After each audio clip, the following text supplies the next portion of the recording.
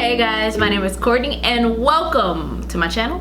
Today we are going to be talking about the Dose of Colors Meet Your Hue foundation. I know I am super late to the party.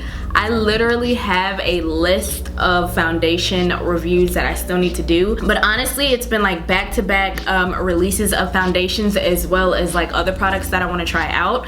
But then on top of that, I don't want you guys to get like kind of boggled down with all of these foundation reviews where it kind of gets like repetitive, if that makes sense. This is what the actual bottle looks like. I got mine online when it released on the actual Dose of Colors website. It also released at Ulta. I'm not sure if it's in Ulta stores. The stores that I've been to in Atlanta do not have it, so I kind of had to guess my actual foundation shade. It comes in 42 shades. I got the shade 127 medium tan. Now it is $36. You do get your regular 1 ounce. It comes in like a glass bottle. I will say that I think that the actual shade range is evenly distributed.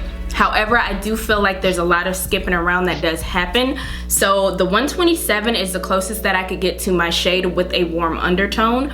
On camera it does look a little bit brighter than it does in person, so I will try to leave a picture of it in natural daylight. It did come with this little card. Can you guys see that while it kind of washes me out? The card basically breaks down each color category. So you have fair, light, light medium, medium tan, dark, and deep. I actually consider my skin tone to be a medium tan, just because I know in like the entire realm, the entire spectrum of things, I'm nowhere near the end of it. I feel like sometimes what brands do is they take like the medium dark category and the tan category, split them in half and then put them together, and it ends up being this huge gap. And anytime I see a foundation shade range where I am in that deep dark category, it's a little disappointing, just because I know that if my foundation shade is close to the end, then that means there's not a lot of deeper shades, if that makes sense. I appreciate being somewhere here in the middle so that we can have a variety of skin tone shades after mine. That being said, I feel like the saturation of their photos is so off that the shade 127 looks a lot deeper than it actually is. So if I would have went with like the shade comparison that they really gave me, this foundation would be 10 times lighter, and as you can see, it's already pretty light for my skin tone. Like I said, it is workable, so I'm not mad at the actual color, and I'll still wear it. Just for future reference, if you guys are planning to get this, be aware that like the color model that they have may be a little bit off as far as what the actual color is. Now I am gonna go ahead and give you guys a spoiler and let you know that I am in love with this foundation. I'm gonna tell you all the reasons in a second. So I actually went in with the brush first on this side. It gives it a really nice coverage.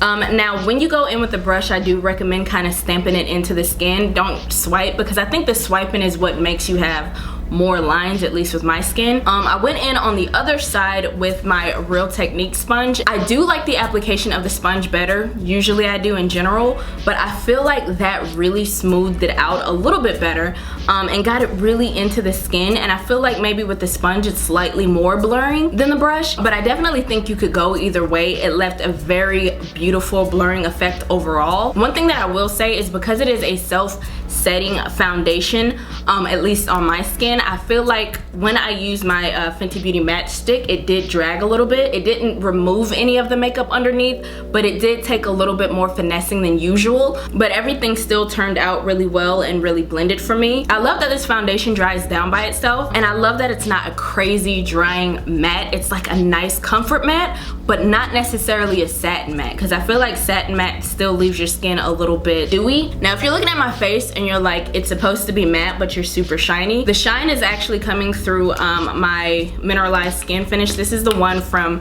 PatrickStarrr and MAC. Sometimes what I'll do is take like a skin finish, or I'll take like the ambient lighting powder from Hourglass and kind of dust it all over and use that as my setting powder. And what that ends up doing is just give me a luscious, like luminous glow, but it's not moving the makeup around. And it doesn't interfere with the lasting power of the foundation, especially this one. One of the times that I wore it, I did end up taking my kids to the zoo, and it's funny because literally from I think 8 or 9 o'clock in the morning to 8 or 9 o'clock at night, this foundation looked amazing. And mind you, when we went to the zoo that day, it was very, very hot.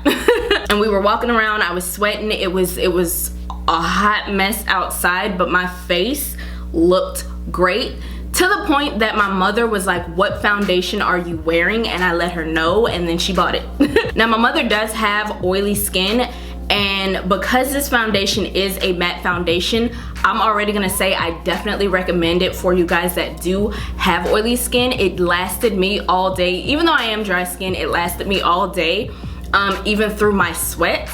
And for my mom, I believe she's really enjoying it as well. So if you have oily skin, this is definitely a plus for you. Now, I did get done with my makeup. Right now, it's 2:05. I did get done with my makeup about, I want to say like 1:30. So that's kind of where I'm going to be gauging it from. I am still going to do like the whole wear test for the day for you guys. If you guys notice, like right here is where I usually get some pretty serious smile lines. And I've already been talking for a little bit of time, and I don't see anything that causes me concern. Looking on the actual card they gave me, it does say high pigment, matte finish, buildable, lightweight, long wear. And I mean, all of those things to me are very, very true. And it's one of those foundations that at the end of the day, it's not just that it's still on your face, but your face looks a hot mess.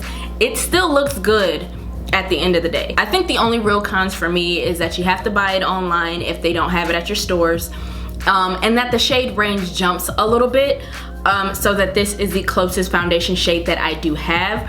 I feel like if this shade could be a slight amount darker, I would be like completely in love. That's like really my only con though. I feel like this is a really, really good foundation, and I don't feel like it clings to any of my eczema, any of my dry patches, any of my skin texture. I just feel like it's out of all the foundations I think that's come out recently, even out of the ones that I really, really love, I feel like this is my favorite, right next to the Urban Decay one. I feel like the Urban Decay foundation, if that shade range wasn't so extreme, that would be another one that's right up there with this one as well. One other thing that I did want to mention before I get out of here is that if you are somebody that does not like full coverage, this ain't it. I feel like even with one pump, you're gonna get a pretty decent amount of coverage. It is buildable as far as it being even more coverage, so if I wanted to go in a little bit heavier, I definitely could, and I still feel like it'll be really, really lightweight. But yeah, let me go ahead and get out of here. I'll see you guys in a few hours. Alright guys, I am back, and this is what my face is looking like.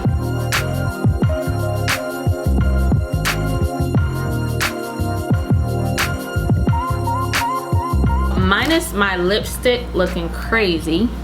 It is now 9:20, so we're about 10 minutes shy of, is that 8 hours? Yeah, all in all, I still think it looks pretty good. I do have a little bit of shine coming through in certain areas. I feel like it's a little bit more prominent just because the light is shining on me, and then I also have that sort of layer of mineralized skin finish on as well, so I still have sheen from that with the oils and the light, so I think it's probably like a lot shinier on camera than it is in person. I do have a tiny, like the tiniest amount of creasing right here, but it's nothing like crazy. Honestly, I think if you're somebody that has oily skin, you could just powder this foundation at this point and it should still be fine. Even for me, like this is okay with me. Like these kind of oils are okay with me. I'm okay with like this kind of sheen. I'm not gonna mattify this because again, I don't think it looks that bad. I actually am okay with this.